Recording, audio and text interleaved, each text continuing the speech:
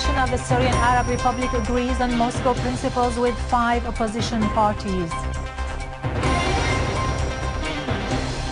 Units of the Syrian Arab Army eliminate in a quality operation large numbers of terrorists in Idleb countryside. Cautious calm prevails along the Lebanese borders with occupied Palestine as the UN calls for exercising self-restraint.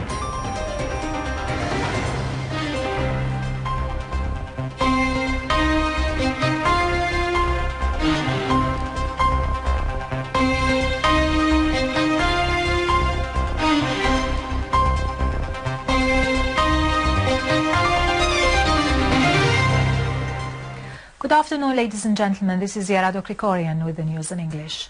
Sessions of discussions today continued for the second day between the Syrian Arab Republic's delegation and opposition figures within the framework of the preliminary consultative meeting hosted by the Russian capital, Moscow. Sources told the news center's correspondent in Moscow that some sort of agreement has been reached to continue consultations in Moscow, the date of which to be fixed later. According to the same sources, no single paper has so far been jointly agreed upon and presented by the opposition figures who have taken part in small groups, each presenting its own document. Within the same context, Russia has reiterated support for the efforts of the UN envoy to Syria, Staffan de Mistura, and his team as part of the contribution made to reach an urgent solution to the crisis in Syria.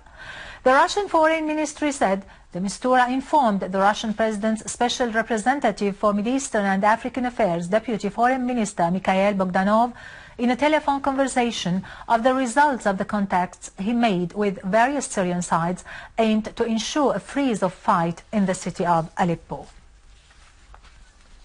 In a statement at a UN Security Council's session held on the situation in the Middle East, the Syrian Arab Republic stressed that the terrorist acts perpetrated by the regionally and internationally supported armed terrorist organizations are behind the inception and deterioration of the Syrian crisis.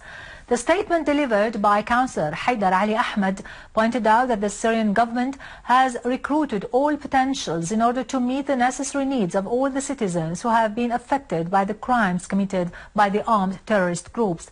He asserted Syria's desire to continue its cooperation with the United Nations to facilitate the access of such assistance to all affected civilians across Syria without distinction. The statement called for cancelling all compulsory, unilateral and illegal measures imposed by some states on Syria, which have left their negative impact on the livelihood of Syrian citizens.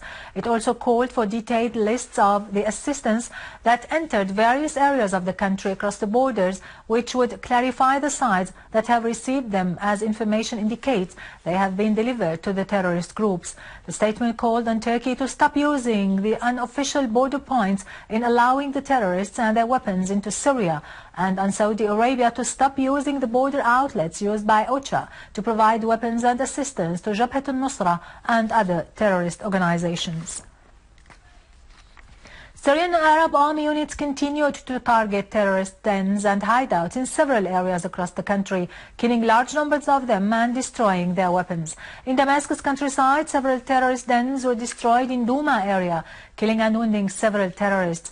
Syrian Arab Army units clashed with armed terrorist groups in Al-Rihan farms and inflicted direct losses upon them, destroying their weapons. Meanwhile, terrorists were killed during military operations against their gatherings in Madaya farms to the east of Azabadani. In Homs, a military source said units of the Syrian Arab Army killed large numbers of ISIL terrorists near Jazil field in the northeastern countryside. Syrian Arab Army units chased terrorists close to the administrative boundaries with Al-Raqqa province. A Syrian Arab Army unit dealt direct blows to terrorist dens in Anq al-Hawa, killing and wounding dozens of terrorists and destroying their equipment.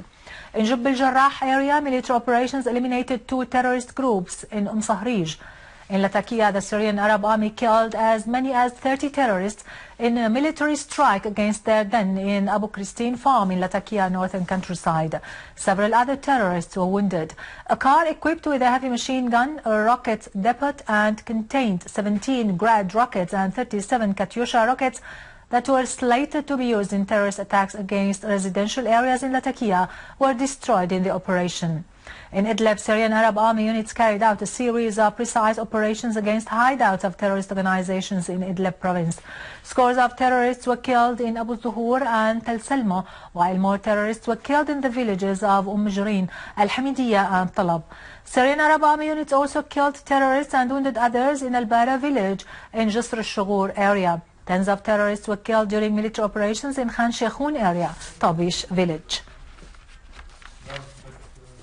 In Lebanon, the Lebanese National News Agency reported that cautious calm prevails along the borders with occupied Palestine, especially near occupied Shab'a farms. Israeli reconnaissance planes flew at low altitude over the areas of Hasbaya, Al-Arqub and Marja'iyun in South Lebanon, following the qualitative operation by the Lebanese resistance, which killed and wounded a number of Israeli soldiers and destroyed several armored vehicles. UN Secretary General Ban Ki-moon called for exercising self-restraint and maintaining calm, urging all sides to work together to prevent any further escalation along the Lebanese-Palestinian borders. Meanwhile, the UN Security Council condemned the killing of the Spanish soldier working with the UNIFIL in South Lebanon. Yesterday, the UN Security Council discussed the latest developments in South Lebanon following the resistance operation against the Israeli soldiers. For its part, the US renewed its biased stance with the Israeli entity following the Shab'a operation. In occupied Palestine, Israeli settlers continued to storm the Holy Al-Aqsa Mosque from Al-Maghariba Gate, supported by the Israeli occupation troops. They were intercepted by Palestinian worshippers. In Hebron, suffocation cases were reported among scores of Palestinians when the occupation troops fired near gas bombs as students were entering schools in the southern area of the city. A number of Palestinian teachers, moreover, sustained various injuries when a Zionist settler deliberately crashed into the vehicle they were riding in Hebron. Several Palestinians were also detained during Israeli forces' incursions in a number of West Bank towns. Finally, the Iraqi army has been able to clear Jubba district west of Ramadi in Al-Anbar. More than 30 ISIL terrorists have been killed and a number of their vehicles and weapons were destroyed. The Iraqi army also intercepted an attack by ISIL east of Ramadi, killing 18 terrorists. The army moreover achieved some progress in the outskirts of As-Sajariya. 16 other terrorists were also killed and 10 others wounded in an Iraqi army air shelling west of Ramadi. With this, we conclude our news for today. Thank you for watching. For more details about Syria and the region and to view this bulletin again, you can always visit our website in English, syriaonline.sy. Now to latest business and market news with Karun Kürkcan, but after a short break.